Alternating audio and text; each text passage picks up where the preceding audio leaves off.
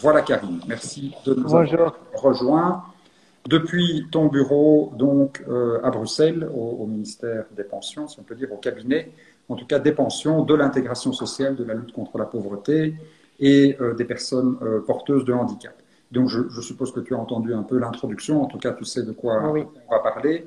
Il y avait évidemment beaucoup de questions, notamment sur les pensions, parce qu'il y a beaucoup de choses qui ont circulé. On avait fait de l'augmentation des pensions, évidemment, une de nos priorités majeures. On s'est battu pour ça, on a obtenu des budgets très très significatifs et tu n'as pas traîné puisque à peine arrivé, tu as préparé la loi qui va être votée dans quelques jours, dans quelques semaines et qui va permettre cette augmentation des pensions minimales pendant toute la durée de la législature. Est-ce que tu peux en dire un peu plus sur ces augmentations? bien sûr, Paul. Alors, ce que nous avons obtenu, c'est que les pensions augmentent d'ici 2024 de 22%. Donc, le budget est garanti, c'est près de 1,8 milliard que le gouvernement met sur la table pour augmenter les pensions les plus basses et ce qu'on appelle aussi l'AGRAPA. 1,8 milliard, ça veut dire à un moment donné que le budget qui a été prévu par l'État pour augmenter les pensions, c'est 1,8 milliard, plus les enveloppes bien-être, plus l'indexation. 22% de pensions supplémentaires, c'est du jamais vu. C'est unique dans l'histoire de l'augmentation des pensions et donc c'était nécessaire. Nécessaire pour garantir le pouvoir d'achat de nos pensionnés et aussi pour lutter contre la pauvreté. On sait que beaucoup de nos pensionnés n'ont pas aujourd'hui une pension digne et ils ont le droit de vivre dignement puisqu'ils ont travaillé toute leur vie. Voilà, et donc c'est important, tu l'as dit, mais j'y reviens, de rappeler que ces trois couches d'augmentation, il y a l'indexation normale, évidemment, hein, contrairement au gouvernement précédent qui avait fait des sauts d'index. Ici, on assure que les pensions continuent à suivre l'augmentation du coût de la vie. Il y a la deuxième couche qui est ce qu'on appelle l'enveloppe bien-être, ça c'est aussi une conquête des socialistes, qui vise à faire en sorte que les pensions continuent d'évoluer parallèlement à l'augmentation des salaires. Et puis, ce budget complémentaire qui va permettre de les revaloriser et de faire en sorte que les pensionnés en fin de législature aient en moyenne, pour une carrière complète, à peu près 3 000 euros net en plus par an. Hein, c'est donc une augmentation très, très significative. Il faut aussi préciser qu'on a prévu de revoir les plafonds d'impôts, puisque trop souvent dans le passé, on donnait d'une main aux pensionnés et puis ils repayaient en impôts ce qu'ils avaient reçu. Ici, ça ne se produira pas. Ça ne se On a produira pas prévu que effectivement. les plafonds d'impôts soient relevés aussi et donc les augmentations soient vraiment des augmentations nettes et non pas des augmentations qu'on repère après avec Tout à les fait. impôts. Et ces augmentations concerneront à peu près 815 000 personnes. Donc, évidemment, ça concerne énormément de pensionnés. Voilà, ça c'est un premier paquet, un premier volet.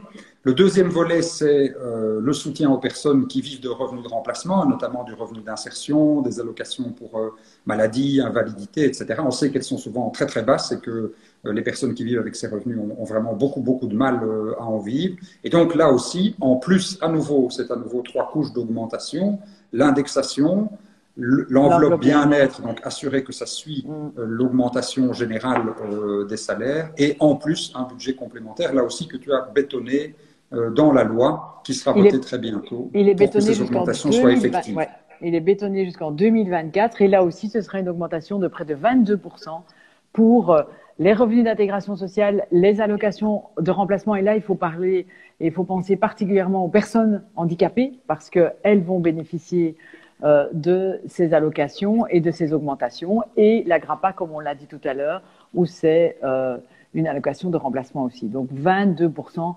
supplémentaires d'ici 2024. Là aussi, ce sera le même mécanisme que pour les pensions.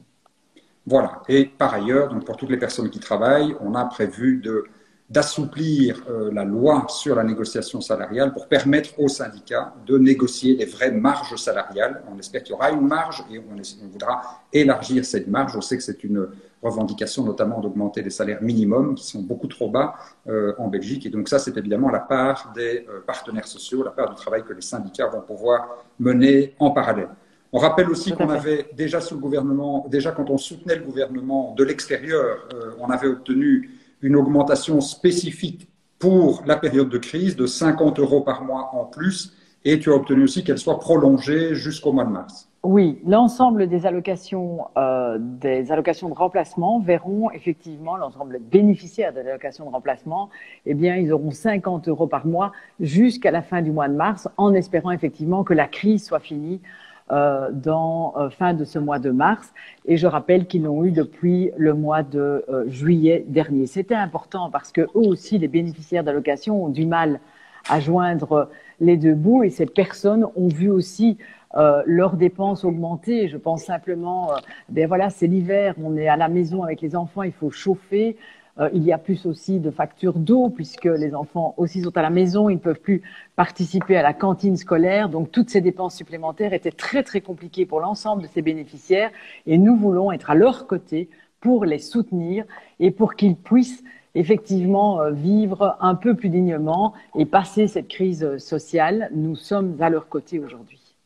Voilà, et il faut bien préciser, parce que ça, c'est des questions qui arrivent en parallèle sur le fil Instagram, que l'augmentation des bases allocations dont tu viens de parler, c'est aussi pour les indemnités d'invalidité, de maladie. C'est pas seulement le revenu d'insertion, mais c'est toutes les plus basses allocations qui vont être revalorisées. Toutes les allocations de remplacement, voilà. Effectivement. Et ça va concerner près de 300 000 personnes. Donc ça concerne énormément de personnes qui, là aussi, ont des difficultés de vivre au quotidien et de pouvoir nourrir correctement leurs enfants. Donc là aussi, c'était une des volontés, des priorités du Parti socialiste, parce que je rappelle que dans ce gouvernement, la solidarité est vraiment une des grandes priorités, et on le voit, on a toutes ces sommes d'ici 2024 pour essayer de lutter très concrètement contre la pauvreté. Voilà, je précise aussi, parce que c'est aussi une question que je viens de voir défiler, il y en a beaucoup, donc malheureusement je ne sais pas toutes les attraper, mais que les 50 € en plus, évidemment, ils ne seront pas soumis à impôt. On ne va pas aller les récupérer dans l'impôt, c'est 50 € net, c'est dans la poche, et ça ne fera pas l'objet d'un impôt. Ils sont immunisés Ces 50 € fiscalement. sont totalement immunisés fiscalement, mais immunisés aussi si vous avez des saisies ou d'autres choses, ou si vous êtes surendetté. Voilà, donc c'est totalement immunisé pour l'ensemble de la période. Alors il y a beaucoup de questions qui viennent aussi sur l'aide complémentaire que les CPAS peuvent apporter. Et ça, je pense que c'est vraiment très important de bien l'expliquer. Bon, moi, je suis bourgmestre d'une grande ville, je crois que tout le monde le sait, bourgmestre de la ville de Charleroi. Donc, je discute très régulièrement avec mon président de CPS, à qui tu allais rendre visite d'ailleurs la semaine dernière. Et trop souvent, beaucoup de gens n'ont pas conscience que le CPS, c'est pour tout le monde. Que le CPS, ce n'est pas uniquement pour les personnes qui sont déjà au CPS, qui sont déjà des bénéficiaires de revenus d'insertion. Donc là aussi, on s'est battu pour obtenir 115 millions d'euros, c'est pas rien, c'est un budget complémentaire très significatif, pour aider les gens qui ont, à cause de la crise, tout d'un coup, moins de moyens pour couvrir leurs dépenses normales. Pas seulement des bénéficiaires de revenus d'insertion, mais ça peut très bien être un travailleur, qui soit salarié, qui soit indépendant, ça peut très bien être un pensionné, n'importe qui a une difficulté particulière en période de crise Covid, peut aller demander un soutien ponctuel au CPAS. Moi, dans ma ville, par exemple, j'ai rencontré quelqu'un qui m'a dit, moi, je suis au travail, mais j'ai été mis au chômage temporaire à cause de la crise Covid. J'ai perdu une partie de mon salaire à cause de ça. J'ai un enfant qui commençait les études supérieures. Je ne savais pas payer les droits d'inscription. Eh bien, le CPS m'a aidé à payer les droits d'inscription. Une autre famille qui m'expliquait qu'ils ont des enfants adolescents qui doivent suivre donc une partie des cours en ligne aujourd'hui sur leur ordinateur. Il n'y avait pas d'ordinateur pour que tous les enfants puissent le suivre, donc ils devaient acheter un ordinateur, ce qui était un coût très significatif à ce moment-là. Eh bien, en plus des aides que la commune apportait, le CPS, là aussi, a pu donner un coup de main particulier. Donc je pense que ça c'est vraiment important, si tu peux l'illustrer. En plus, tu as été président de CPS, donc tu connais très bien le sujet, d'expliquer que le CPS, c'est pour tout le monde, que tout le monde peut y aller, tout le monde peut expliquer ses difficultés liées à la crise Covid et demander une aide ponctuelle pour des dépenses qui sont vraiment nécessaires pour la vie de la famille et sans être soumis à des enquêtes sociales, à des contrôles, etc., comme c'est le cas quand on demande le revenu d'insertion. Comme tu l'as très bien dit, Paul, aujourd'hui, on a prévu 115 millions d'euros pour soutenir toutes les victimes de la crise, et on sait qu'elles sont vraiment nombreuses, ces victimes de la crise. Tu as cité les indépendants, les personnes qui ont perdu leur job, qui sont au chômage temporaire, mais je pense aussi aux étudiants précarisés qui aujourd'hui n'ont plus de job étudiant. toutes ces personnes-là doivent oser passer la porte du CPS. Alors, quand je dis passer la porte du CPS, ça ne veut pas dire, comme on a parfois ça dans notre imaginaire, faire une longue file devant le CPS. Vous pouvez téléphoner au CPS de votre commune, de votre ville, pour leur dire que vous avez des difficultés parce que vous avez une diminution de revenus ou parce que vous n'avez pas eu de votre job étudiant et que vous avez des difficultés et que vous êtes dans le besoin. Et là, un rendez-vous sera pris et vous pourrez venir. Vous pourrez venir en disant, voilà, j'ai une facture de gaz, d'électricité que je ne sais pas payer. Alors, soit le CPS appellera directement parce que vous êtes en retard de paiement et ce que nous ne voulons absolument pas, c'est que vous tombiez dans une spirale de surendettement. Parce que quand on tombe dans une spirale de surendettement, on met des années à se relever. Et nous avons débloqué des fonds pour que vous n'ayez pas ce surendettement qui explose. Or, ce qu'on voit déjà dans nos CPS, c'est qu'il explose. Donc, je vous dis, quand vous avez une facture à payer, surtout, ne la mettez pas en dessous du tapis. Venez, prenez rendez-vous avec votre CPS. Si vous avez des loyers en retard, venez vers les CPS. Même des cotisations NSS, si vous êtes indépendant et que vous ne savez pas les payer aujourd'hui, même s'il y a eu des mesures qui ont été prises à cet égard-là, eh bien, vous pouvez aussi demander une aide. Et là, les CPS ont reçu des fonds pour pouvoir très, très concrètement et très vite vous aider, soit en vous payant directement, soit en payant directement les factures. Mais encore une fois, prenez votre téléphone, téléphonez. Il y a beaucoup de 0800 dans les CPS. Prenez contact avec eux et ils vous aideront très concrètement. Nous ne voulons pas que demain, plein de familles, plein de ménages, des enfants aient des difficultés. C'est pour ça que nous sommes au gouvernement. C'est pour aider tout le monde aujourd'hui et maintenant pour les sortir le plus vite possible de la crise.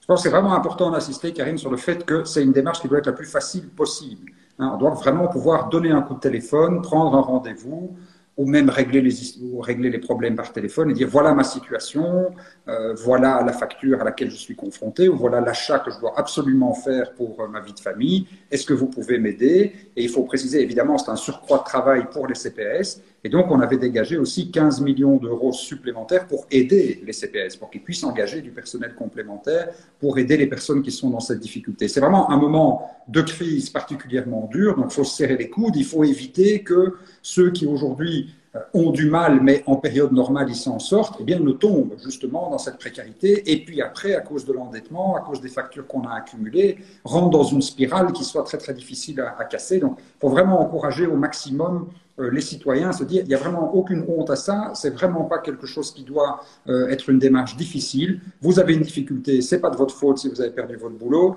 Vous êtes étudiant, ben, vous travaillez, d'habitude, vous travaillez 6 heures, 8 heures dans un bistrot le week-end pour payer vos études, vous ne pouvez plus le faire maintenant et donc vous n'avez plus à payer votre cote. Ben, vous téléphonez, vous expliquez la situation et on viendra à votre aide directement. C'est vraiment pour ça que c'est fait. Et il y a, les moyens qu'on a mis sont des moyens très significatifs. Je prends l'exemple de ma ville. Bon, c'est une ville de 200 000 habitants, donc c'est quand même une grande ville. Mais il y a 6 millions d'euros. Donc 6 millions d'euros pour aider les citoyens, c'est vraiment quelque chose de très significatif. Il ne faut vraiment pas hésiter à faire la démarche.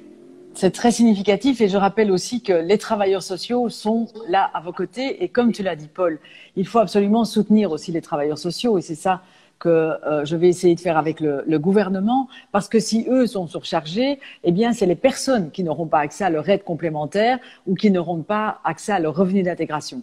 Donc il faut vraiment que toute la chaîne soit complète. Mais comme Paul l'a dit, je le dis et je le répète, allez vers votre CPS, même si vous êtes propriétaire d'une maison, même si vous avez encore de l'épargne. Nous ne vous demandons pas de vider vos comptes épargne ou d'aller voir la solidarité dans toute votre famille avant de venir vers nous. Vous avez une diminution de revenus, vous avez une augmentation des dépenses, nous pouvons vous aider très concrètement. Voilà le message que je veux faire passer avec toi, je pense, aujourd'hui. Voilà, je pense que c'est vraiment important celui-là de le faire parce que tous les autres sont aussi importants, mais tous les autres, c'est des aides automatiques. Personne n'a de démarche à faire. Si vous êtes pensionné, ben, l'augmentation, elle viendra directement sur votre compte. Si vous avez une indemnité, maladie, invalidité, handicap ou autre, elle viendra aussi automatiquement sur votre compte. Tandis que là, effectivement, il faut faire la demande, mais il faut la faire de la manière la plus simple possible. Alors c'est vrai, on me dit dans les commentaires que parfois les délais d'attente sont longs. Alors on essaie de faire au plus vite, vraiment. Normalement, c'est en un mois que le CPS doit répondre. Voilà, le CPS doit répondre en un mois. Si c'est pour une dépense ponctuelle liée à la crise, eh bien voilà, c'est en tout cas une manière d'éviter de devoir se trouver face à une facture qu'on ne peut pas payer et qui va s'accumuler avec d'autres difficultés. On me demande aussi, c'est bien sans enquête sociale? Oui, c'est bien sans enquête sociale. On va pas Il y a demander à quelques quelqu'un. demandes, il y a quand même quelques demandes, évidemment. Il faut une domiciliation, il faut une composition de ménage et à quelques demandes, mais c'est pas une enquête sociale comme pour avoir le revenu d'intégration. Donc, pas d'inquiétude, ce ne sera pas aussi invasif que lorsqu'on demande un revenu d'intégration, puisque c'était la volonté, et c'est la volonté du gouvernement, d'aider beaucoup plus directement. Il faudra juste démontrer que vous avez une diminution de revenus. Mais vous savez, Voilà, les c'est ça. Je CPS… pense que c'est ça qui est Oui, important c'est là-dessus que c'est important d'insister. Il faut forcément fournir quelques documents. On ne va pas téléphoner et puis recevoir de l'argent comme ça, bien sûr. Il faut fournir quelques documents pour démontrer sa situation. Mais la seule chose qu'on doit vraiment démontrer, c'est qu'on a une diminution de revenus. tout à fait. On ne doit pas démontrer qu'on n'a pas de maison, tu l'as dit, qu'on n'a pas Non. d'épargne, que les revenus du ménage, etc., etc. On doit vraiment démontrer qu'à cause de la crise, il y a une diminution de revenus. Donc, on veut aider à passer cette crise et démontrer donc que on peut, grâce à ça, eh bien, une fois que la crise est finie, on retrouve son emploi, qu'on peut refaire son job complémentaire et qu'on n'a plus besoin de cette Et qu'on aide. peut rebondir. On revient alors à la normale. C'est évidemment le souhait le plus cher de tout le monde. Tu parlais de l'énergie aussi. Il y a beaucoup de questions sur l'énergie. On s'est battu aussi pour augmenter l'accès au tarif social énergie. Il y a déjà beaucoup de gens qui bénéficient du tarif social, qui est un tarif beaucoup plus avantageux que le tarif normal, c'est 25% de réduction de mémoire. Et donc, on a obtenu aussi 88 millions en plus, un budget complémentaire pour que beaucoup plus de gens demain puissent aussi bénéficier de ce tarif social et donc voir concrètement leur facture d'énergie nettement diminuer. Alors on sait très bien que la précarité énergétique touche beaucoup de familles dans notre pays. Et donc, c'est 88 millions qui sont inscrits au budget pour qu'on élargisse le tarif social. Et là, je vais travailler très concrètement et très directement et très rapidement avec la ministre Tine Verstraeten, la ministre qui a l'énergie dans ses compétences. Parce qu'effectivement, les factures énergétiques peuvent grever les budgets de beaucoup de nos familles.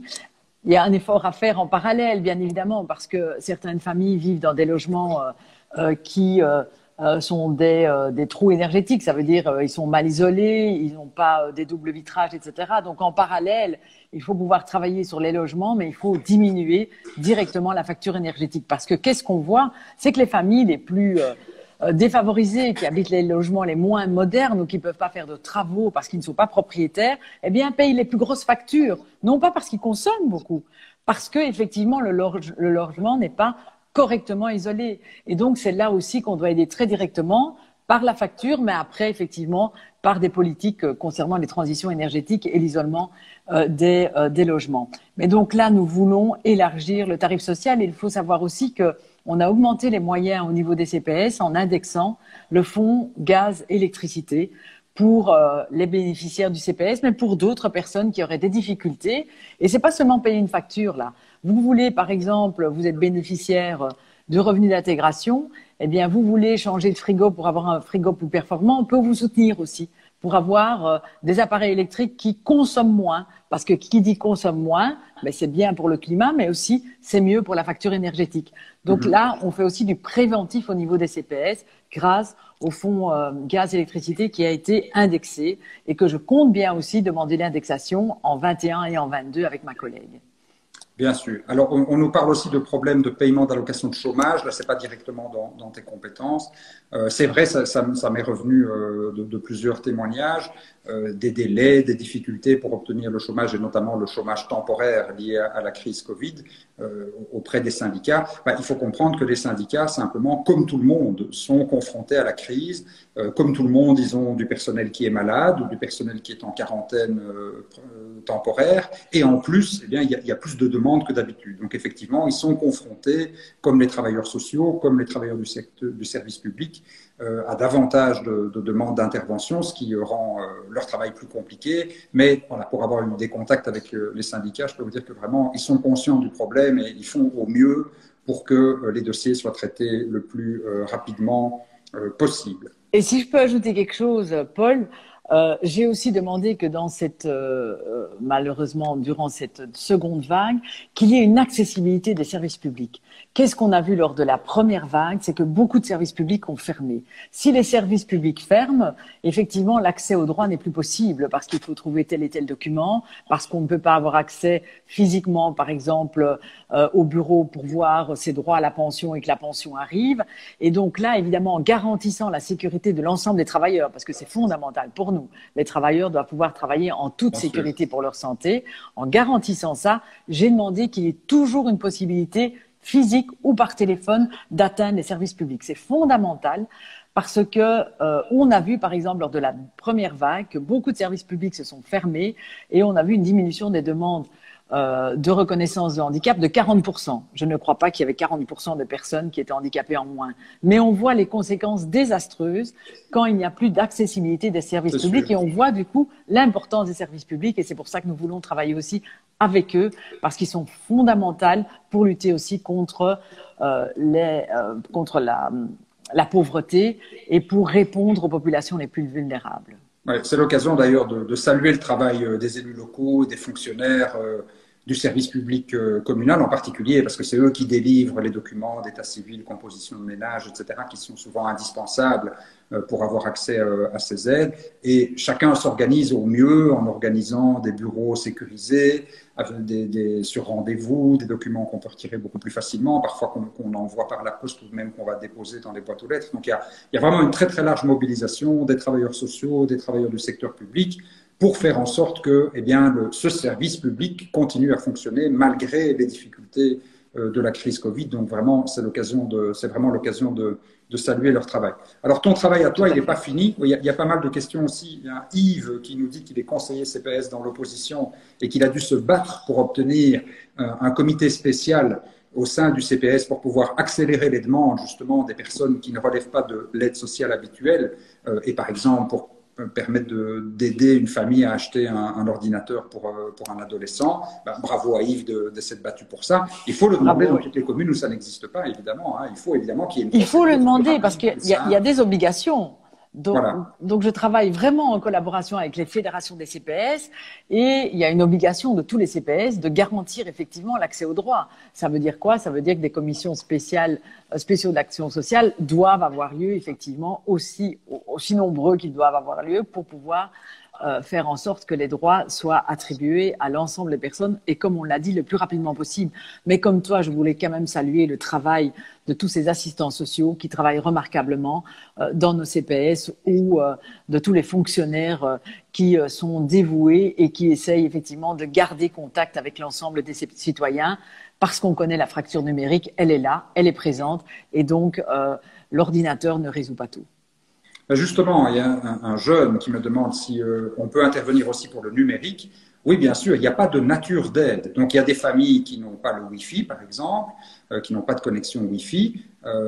Les adolescents, les jeunes doivent suivre les cours en ligne, donc ils ont besoin du Wi-Fi. Eh bien, ça aussi, c'est le type de dépense qu'on peut tout à fait demander de couvrir. Il n'y a pas de nature a priori de l'intervention. C'est vraiment ce qui est rendu nécessaire par la crise et qui ne peut pas être couvert en raison d'une diminution de revenus. Donc, ça peut tout à fait être une intervention faisable. Tout à fait. Je précise aussi, juste avant de te céder la parole, que de plus en plus de communes, et on l'a fait à Charleroi, donc on a fait aussi notre propre plan d'aide communale, hein, et de plus en plus de communes se lancent dans des plans d'aide communaux. Je l'ai vu à Liège, à Mons, enfin un peu partout, en particulier là où les socialistes sont en responsabilité. On aide directement les citoyens à Charleroi, par exemple. On a donné à chaque habitant de la naissance jusqu'à 105 ans un chèque de 20 €. Donc voilà, les familles avec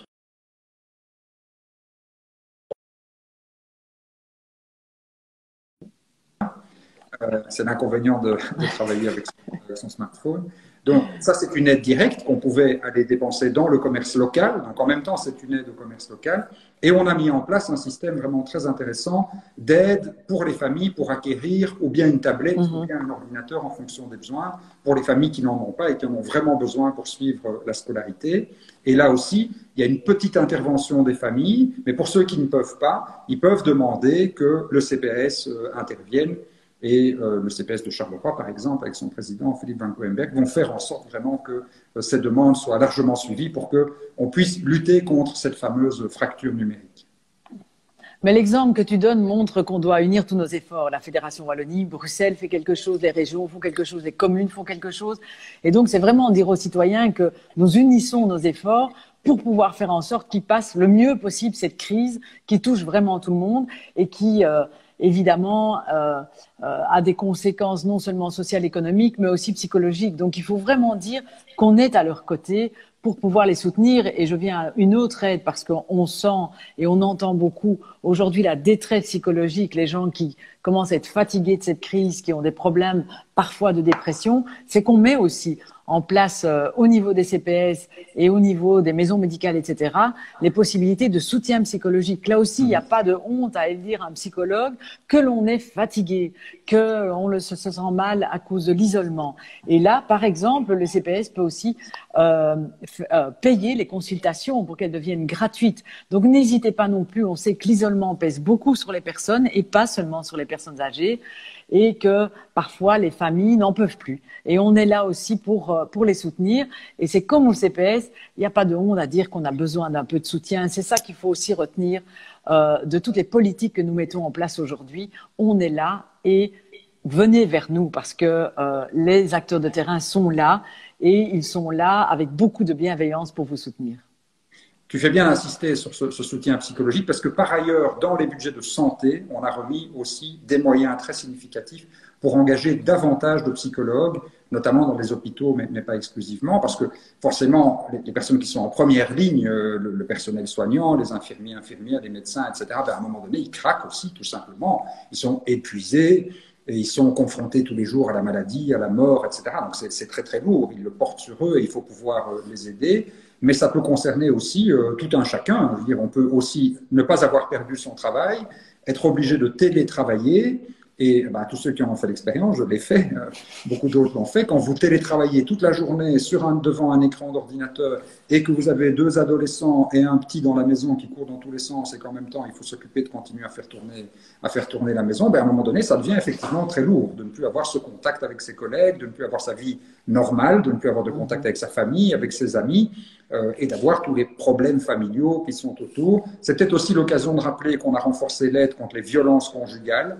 Parce que malheureusement, ben voilà, quand on ne peut pas sortir de chez soi, dans les familles où c'était déjà un peu fragile, voire où il y avait déjà une forme de violence conjugale, ben, quand on est enfermé, par définition, le risque que ça dérive vers une violence accrue ou bien que ça bascule dans la violence alors qu'on était à la limite est plus important. Et donc là aussi, les services ont été renforcés. Ouais. Et il y a des numéros, 0800.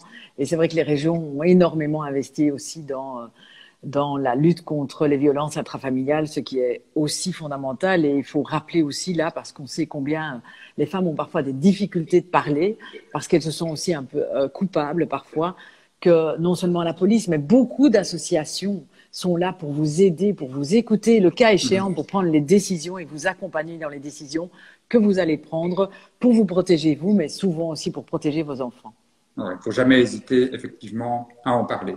Une dernière chose peut-être, Karine, tu as obtenu la création d'une task force. Alors une task force, c'est un grand mot, mais donc d'un groupe de travail avec, là aussi, tu as déjà obtenu un budget de 75 millions, une première enveloppe pour eh bien, identifier tous les problèmes qu'on n'a pas encore perçus. On aide au maximum les pensionnés, les personnes qui ont des revenus de remplacement, on refinance le personnel soignant, les soins de santé. On l'a dit, il y a cette aide du CPS qui est ouverte à tout le monde. On n'a pas parlé de l'aide alimentaire aussi, qui a aussi été refinancée. C'est peut-être important d'en dire un mot, parce que c'est vrai que de plus en plus de gens qui d'habitude ne vont pas demander de colis alimentaire, aujourd'hui, tout simplement, n'ont plus le choix et donc vont chercher un colis alimentaire. Donc là aussi, il y a eu un refinancement.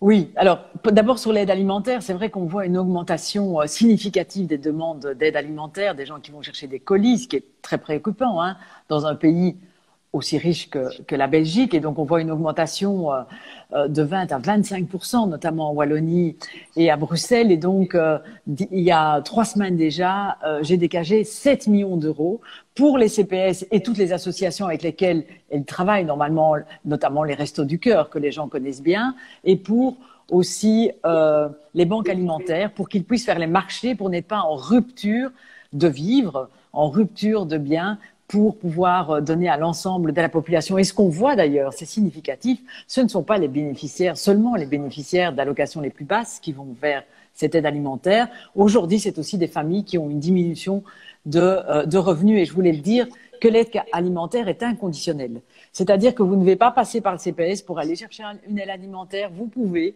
là, effectivement, aller vers les points de distribution d'aide alimentaire et on vous la donnera, quel que soit votre statut, avec ou sans papier, par exemple.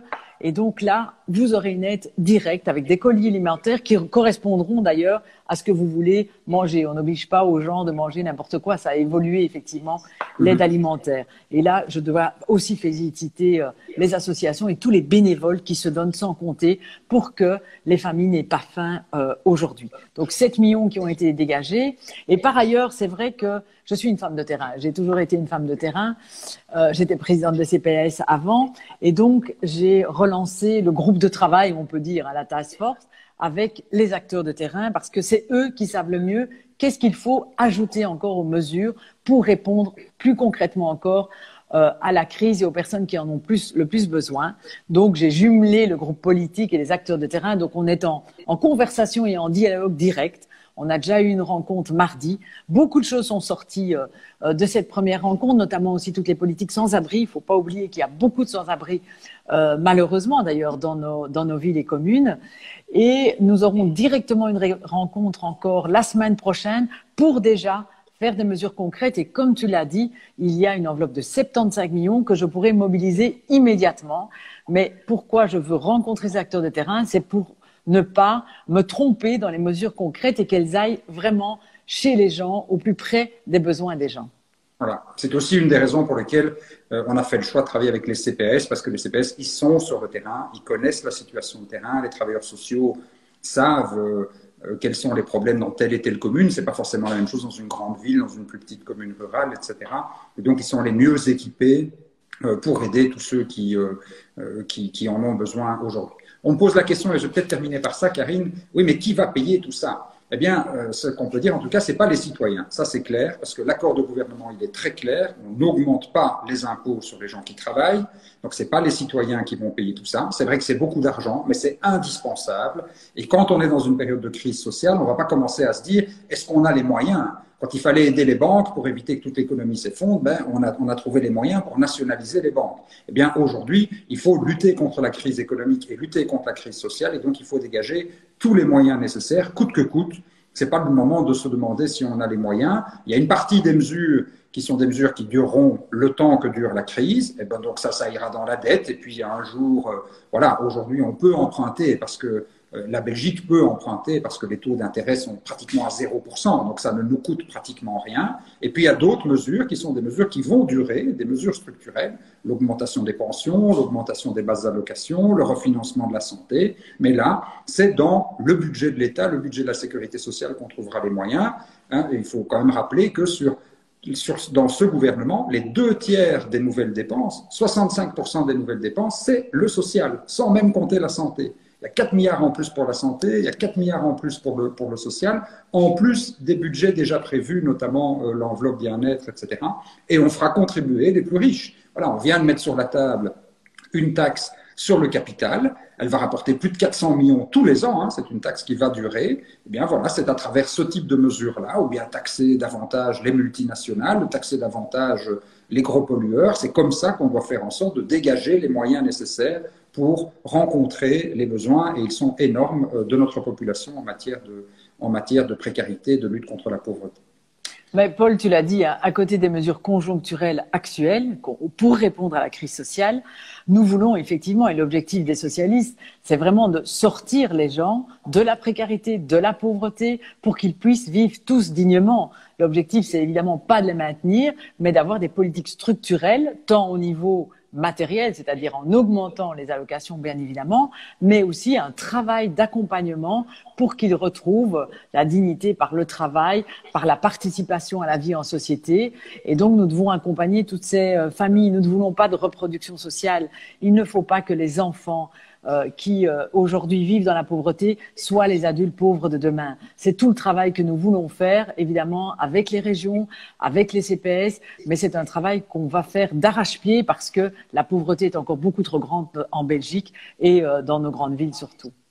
Voilà, et en tout cas, on est mobilisé à tous les niveaux, dans nos communes, dans les régions, les provinces, il ne faut pas oublier les provinces, les CPAS, la communauté française qui agit beaucoup aussi pour tout ce qui est lié à l'école, l'enseignement supérieur, le sport, la jeunesse, le soutien à la culture, parce que les artistes ont aussi été très très touchés par cette crise. Et là aussi, il y a des mesures pour faciliter l'accès d'ailleurs au statut d'artiste. Et bien sûr le fédéral. Et on n'oublie pas l'Europe. Et donc les socialistes sont partout mobilisés. Et c'est le combat qu'on va mener jusqu'au bout. Merci beaucoup Karine d'avoir été avec nous ce soir. Je vois que tu es toujours au bureau, donc ta journée est certainement loin d'être finie. Je te souhaite encore bon travail et à très très bientôt. Et merci à toutes et tous de nous avoir suivis sur ce live et à bientôt pour d'autres sujets, d'autres débats. Merci. Merci, à bientôt Paul. Au revoir.